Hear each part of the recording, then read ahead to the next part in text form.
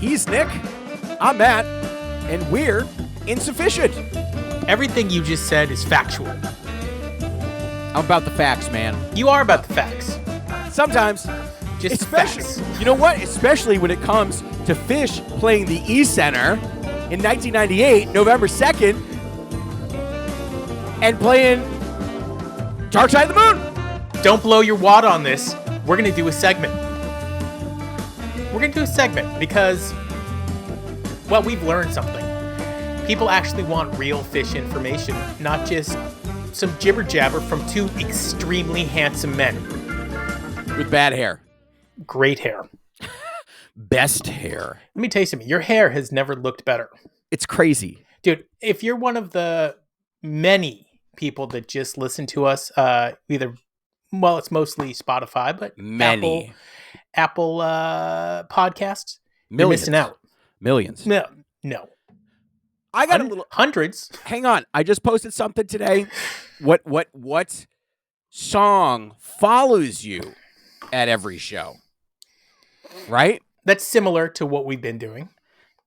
And you're not going to like my answer. You're not going to like Go Fish 1, Halley's Comet, and Big Black Furry Creatures from Mars. I would swap with that person right now. That's a tough follow. No, that's great. If you're catching multiple big black furries, you're seeing amazing shows. That's a humble brag. That's two of my like nightmares. My dick only goes halfway to my knee. These are it doesn't even get past your inner thigh crease. Okay, but that did you call me Chris? Crease. Crease. Oh. Oh, you're right. You're right. Shit. Listen, sky. What is that? A 2-inch inseam? The mushroom tip. Oh. Sky Fishing Rift and Ghost follows him or her. Rift, great. Ghost, you can get too many ghosts. You can definitely get too many ghosts. Actually, I hate that I'm loving Ghost more since we've been doing this podcast. The evolution of Nick's taste in Phish changes the more I hear more Phish. And I didn't think I could listen to more Phish. I know, but you do. Argananza, I think it's Argananza. Yeah. Maze. And I said that's a good one to follow you. She said they said call me crazy, but I would trade it for something else. And anything, too much of anything isn't good. Oh my God. Phish traders. Here's how you do it.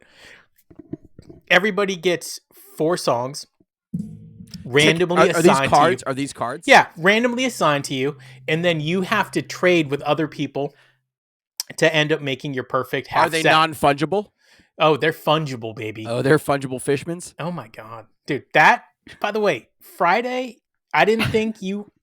Sometimes I wonder, is Matt going to hit a home run or is he just going to get on base? Dude, home run. Friday with your ideas. I'm still thinking about some of them. And the non-fungible Fishmans by Mike, I hope they do that. I hope they do too. I wouldn't buy an NFT. I would buy one of Fishman. Yeah, I would. Own a little piece of the Fish Man. It's the Fish Man. Own a little piece of the Fish Man? Dude, I would buy a piece of the Fish Man. Who owns Fish's catalog, by the way? Fish? They ever sell it? No. What, like... Oh, we've never talked about that. What happens when Phish decides to sell their catalog? How much said they're going to? At some point, why? Somebody's going to sell their catalog. Why? Don't be the Beatles. Well, the Beatles sold really way too early. Just a reminder, Paul McCartney won the Beatles, so just so we all know. Hey, dude, that's my fucking take. What, are we stealing takes now? We're stealing takes. So, Trey's a dick! Yeah, perfect. It's the best take I've ever had. What's up, Whitey? Well, they sold it way too early, and then Michael Jackson bought it. I feel like Paul bought a lot of it back, no? I don't know. Maybe he bought some of it back, but as Michael Jackson said, he's like, Paul was like, can I get some of these, please? He's like, it's just business, Paul. But if you look at what some of these people who have a much smaller catalog, Phish probably has one of the largest catalogs, period. They're going to get $1 billion for it, at least. A billion. $1 billion. I wouldn't be surprised if it was 2. They have their own radio station. Dude, I'm sick and tired of people telling me Phish is a fringe band. They have their own fucking XM radio station. There's only 100. They're 1%. Is that a piece of somebody's glasses? Yeah, piece of my glasses. I'm fucking pissed. The fuck happened there? You don't want to know. Well, yeah, Phish is definitely not a fringe band any longer. No. Especially when they get into the Rock and Roll Hall of Fame. Like, it seals the deal, guys. Dude, so. mainstream. How do we get tickets to that? They've been sending me things about it. About getting a ticket? Yeah. Dude, why am I hearing about this on the pod? It's not like we don't talk to each other 24/7. So yeah. No, dude, I'm pissed. I know you are. Do we have to enter to win? Is it a random drawing? I don't want to go to Ohio. But I would go to Ohio to go see Phish. You know how crazy that crowd's going to be, by the way? I'm going to be like this the whole time. Dude. And then when Paige looks, just drop him one of these. You know when Paige looks, you're going to be like, no. Do you be like, remember a couple of years ago when I sat outside your house with no pants? I had underwear on. Are you wearing pants today? All right. Tell me that doesn't look like a cock. Feel like a cock. Oh, dude. That is the funniest thing ever. And Paul Rudd's face. It's such a bad movie. Such a great movie. And Anchorman 2? Oh, I never saw it. But Paul Rudd doesn't even see it coming. Like he's like, feel this, and then Paul Rudd's like, okay, and then he says it, and Paul Rudd just breaks. Tell me that doesn't feel like a cock. Love that. Speaking of breaking, you and I have a new segment for social media. And I think the people like it. And if they don't like it, I don't care because I love it. Wait, what's the segment? That's when we talk about if this podcast is for you. Oh, yeah. It's not really a segment. It's more of a promo. It's a social media segment. It's a social media promo video. It's a promo segment. About watching Insuphishient. I break. Matt gets me every time. The comic timing, classic. Are we going to talk about Phish today? I mean, all we've done is talk about Phish. Literally. You don't want to talk about the Oscars last night? Didn't watch it. Yeah, I love Conan O'Brien, though. Did I ever tell you my Conan story? No. Did you meet him? Yeah. At a Phish show? No.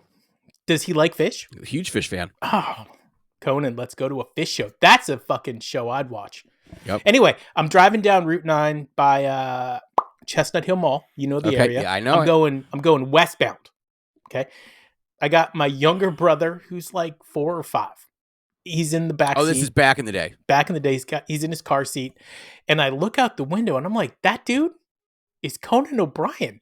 So I jam on the brakes, pull over to the side of the road on a side street, put the car in park, leave my brother in the car. This is horrible. This is why. That's fuck. I don't know if you want to be telling people this.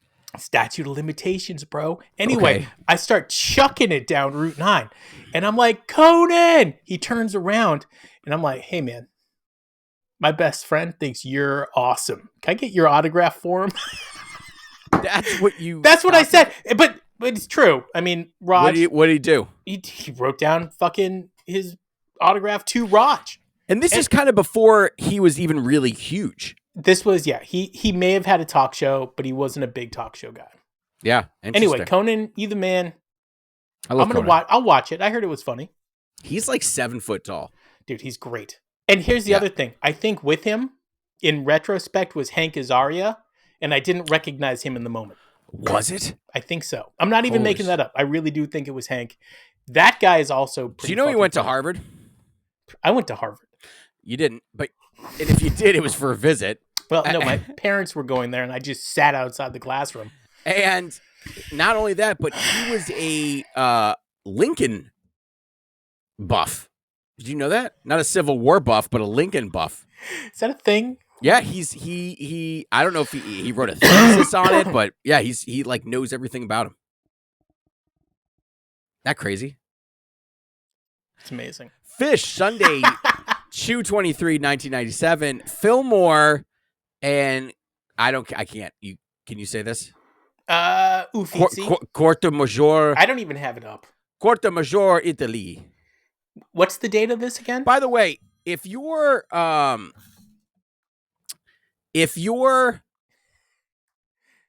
talking about Yem and its history, and then you're going to say that they're in Italy, but the guy that they were talking to was German, though they never made a reference to anything like that, you might not want to put this out. Corte Maggiore. Corte Maggiore. Okay, this is a fucking great show. First show in Italy. Sound check. Jam, which is obvious, a jam, and then Funky Bitch with Carini. But to go back to what my friend Matt is saying, I love when I'm on TikTok and I see people giving bullshit information about Phish that doesn't pretend like it's bullshit. We know this is bullshit. Well, it's not that it's complete bullshit. It's Ours just that them.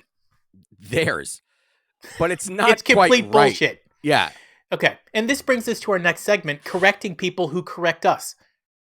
I'll let you set the stage. Okay. So, I mean, we talked about it a little bit before, is that Utah. I posted the Utah November 2nd, 1998, when Phish covered Pink Floyd Dark Side of the Moon album. Now, I have always known that this was a last-minute thing. And the reason they did it is because a couple of days before, they had the Halloween show where they covered Velvet Underground, okay? And they knew, and this was something they did back in the 1.0 era, that if they knew that people were going to go and fill this show at a big show, whatever, maybe it was the venue, they knew people were going to come, whatever. A couple days later, they would put on a show, whatever, maybe it was a great set list, maybe it was Dark Side of the Moon, but it was called You Snooze, You Lose. Okay, I don't know if that's what it's called, but Matt, it is. You're speaking truth to the people here, buddy. Okay, Phish knows when they put together their tour back in the day that this show right here has a high probability of low turnout. Absolutely. They were just in Las Vegas. This one's far away. The next one is in California.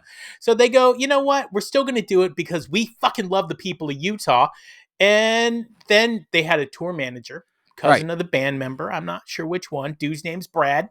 Whatever, Brad's cool. It's Trey's cousin. And Brad goes, hey man, nobody's fucking here. Nobody came. Take it away. You snooze, you lose. And we're gonna do Dark Side of the Moon. Yes. And it's not like, oh, wait a second. We were gonna play Dark Side of the Moon on Halloween, but whatever, we're now just going to switch it to Velvet Underground. No.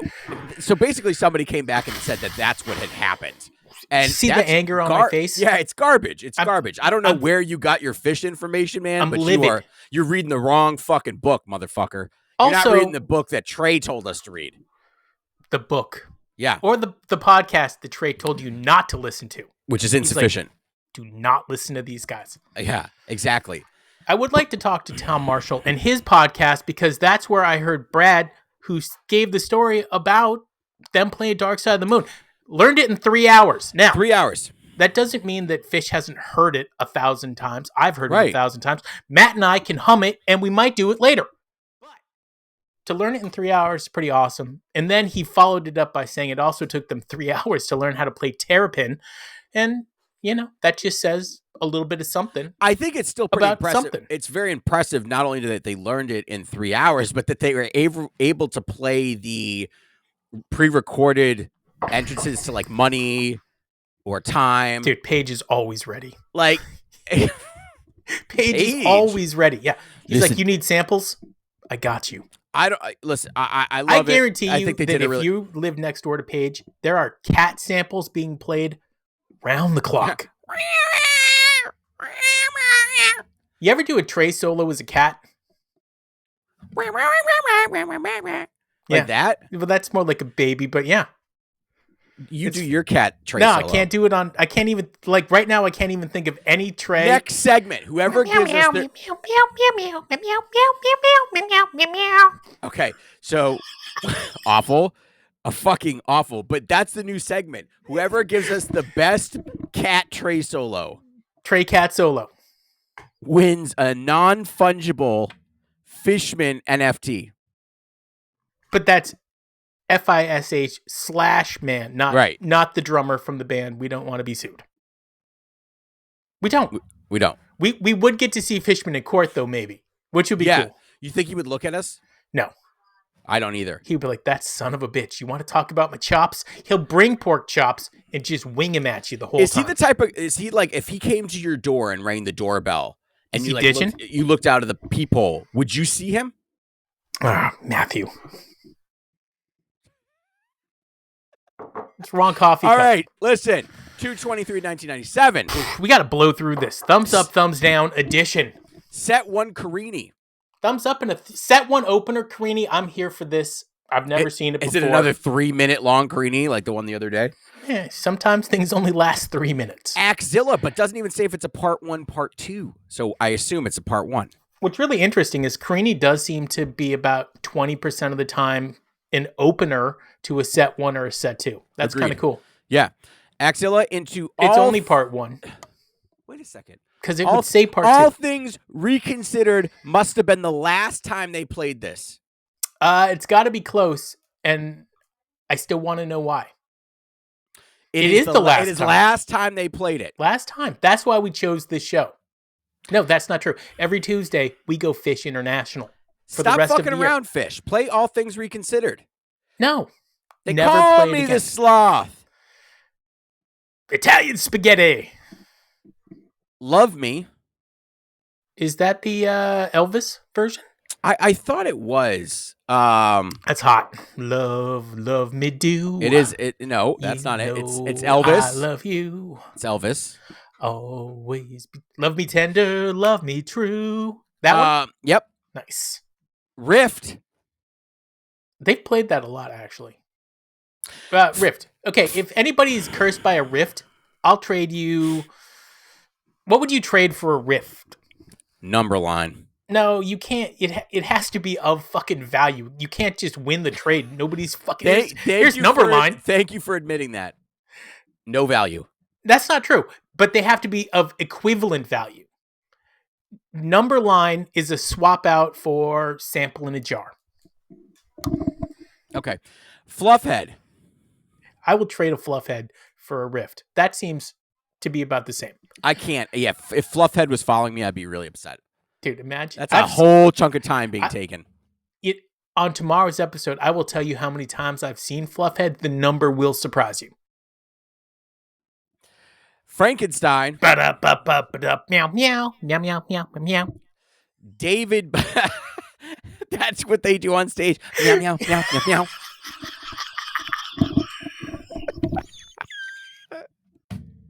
I would love that. Meow, meow, meow, meow. Dude, I'm here for this. Meow, meow, meow, meow, meow.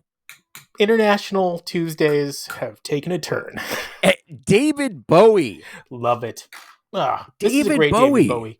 This is kind of a crescendo for the 95 David Bowie time. Yeah. It's before they go cow funky. So good. Great David Bowie. Set 2 opener, Daniel Saw the Stone. And my balls. That was the stone. Susie G. Get some funk. Maze. Bup, bup, meow. Meow, meow, meow, meow, meow. Dude, thumbs up, all of this. All of this. The Horse into Silent in the Morning. Okay, so I did send you that clip. Everybody listening to this podcast right now has forgotten the amazing scripted guitar solo for Silent in the Morning. I mean, so good. So good. Peaches and Regale. Yeah. You have to play that in Italy. I love that. I love that. It's a law. I'll always take a Peaches. Mike's song. Okay, Peaches over Frankenstein. We've done this, and you take Peaches. I take Frankenstein. Sorry, bro. Not even a fucking. Sorry, bro. Not even a. Nope. Mike's song, and then Why Don't We Do It in the Road? So here's what's really funny. That's awesome. My, I don't like the term fish head friends, but I don't think anybody will be watching us, but why don't we do it in the road? Wow. Yeah. Let's do it in the road. I love that they played that. We don't need to say it. Hold your head up. God damn it. That's just part of why don't we do it in the road. It's interesting. Just hold your head up and then good times, bad times, and then done. Done. But, dude, look at this fucking encore. This is an encore. Billy Breeze Rocky Top? I'll take that shit. Yep. I'll take that shit all day. Yeah. Billy Breeze all day. Is Carini that a bust started out off. What? No. They Billy played Breeze? it once last year. Carini started off with a pre-recorded tape playing through the PA. But what were they playing? By the way, there is somebody out there in social media land that just looks into the camera, then looks over and reads Phish.net, and then looks back at the camera. That's not useful. Anybody could go to Phish.net. He's Matt. I'm Nick. We are insufficient. Be nice. Me? Be nice. They follow us. Be nice. They do?